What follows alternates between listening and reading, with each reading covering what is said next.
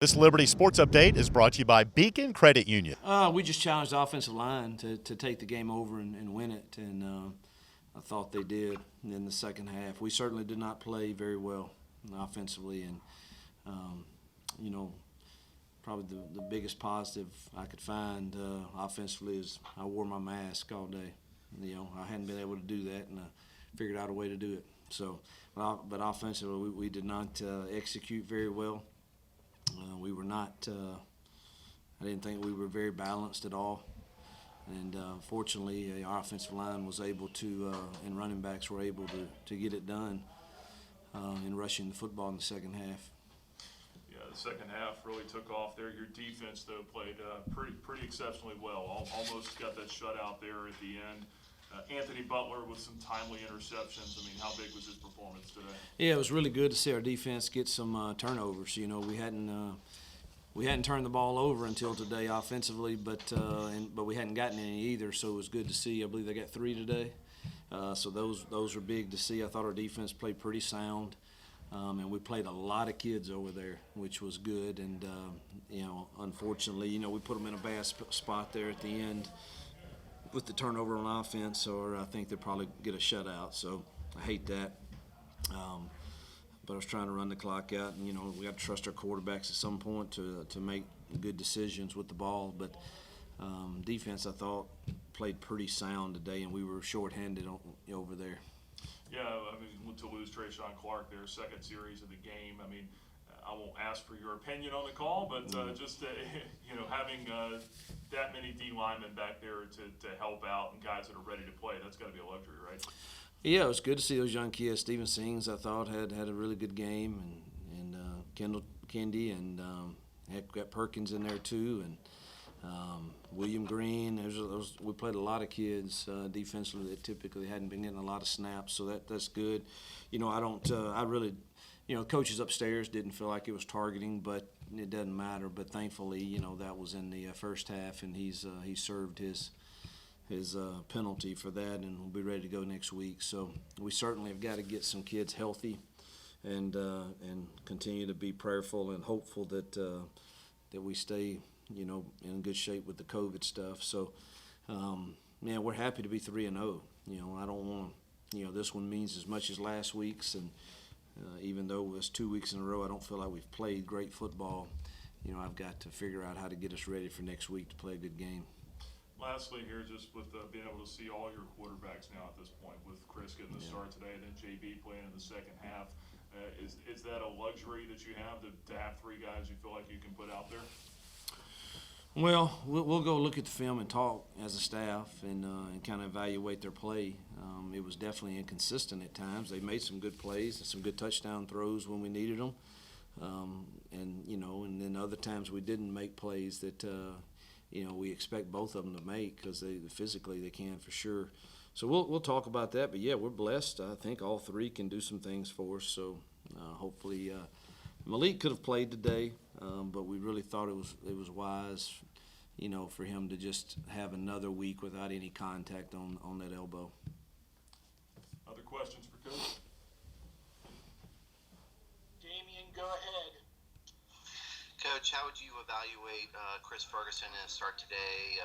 I believe 12 to 21, 64 yards, 3 touchdowns. How would you evaluate how he handled himself in his first start in nearly a full year? Yeah, I think just inconsistent, but some good things too. I mean, those numbers aren't bad, and he took care of the football, but he missed some throws that we expect him to make too, and made a couple of reads that are different than what I know we would teach him to do. But it's his first start, and I thought he throwing 3 touchdowns was pretty good. Those were good balls down there in the red zone. So I thought he did some good things, but was inconsistent.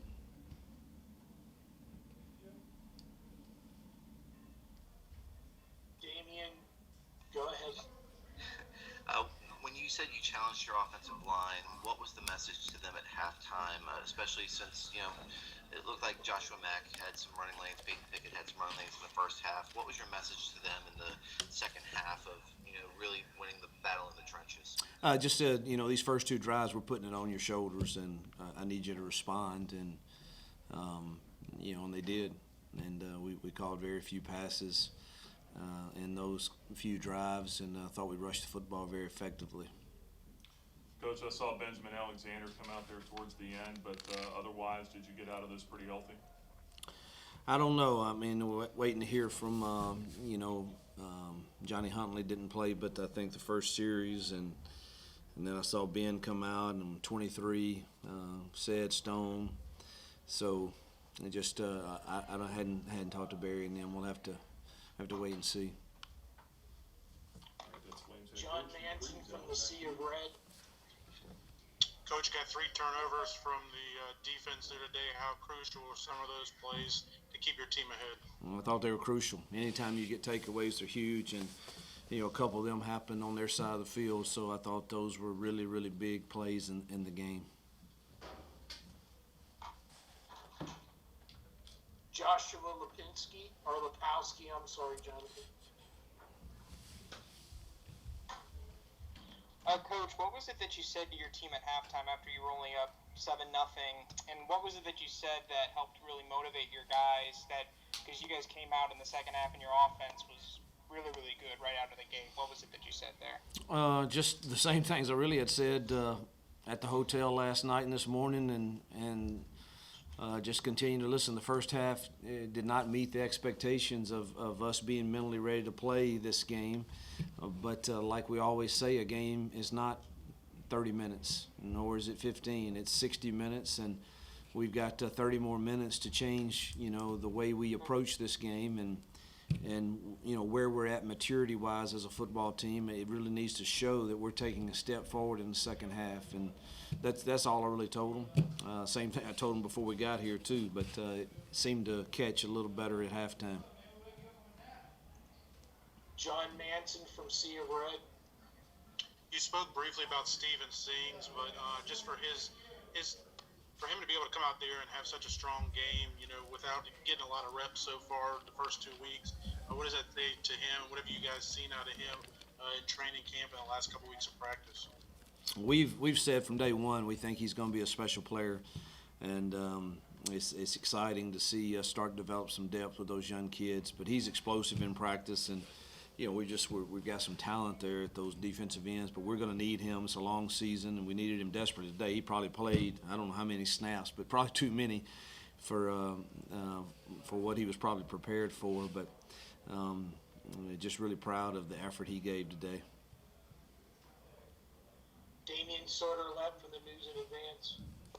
Juwan Treadwell got his first real extended action today and made some really good open field tackles and seemed to be in the right places at the right time. How would you assess how he played and what he brings to the back end of the defense? Well, it appeared to me, just from the sideline without watching the film, that I thought he had a really solid game. I don't know how many tackles he had. I hadn't really seen the stat sheet, but we decided to give him the start today at the nickel, and we moved Scruggs back to one of the safeties, and I thought he played really, really solid, and we were going to play him and Sid at that nickel spot, and then Sid got dinged with the concussion early on, so he had to play, again, a lot of snaps. Anthony Romano. Hey, Coach, congrats on the win. 3-0 now. Through these first 3 games, is there a particular player or position group maybe that you are particularly pleased or impressed with how they've developed over the first 3 games this season? I think we've done well in up front in the O-line and D-line. I think those are probably the 2 strongest points that we have, and I think our running back room would be next. I think they've taken care of the ball, and I think they're getting dirty yards when we need them, keeping us on schedule. So that's kind of the way I see it. We're still inconsistent a little bit at the other spots. I've had some injuries at wide receiver that have caused some of that in the rotation, but I think we can get better at those. And but I think in the trenches, we've held up pretty well in the games we've played. Back to Damian Sorter-Lett from the News in Advance. Coach Joshua Mack with 3 straight 100-yard rushing games. From a production standpoint, how much more can you ask of him and what he's been able to do so far through the first opening weeks? Real pleased, and you know, he's our go-to guy in critical situations and critical drives, and I think he's proven that he's worthy of that. And again, today he did the same.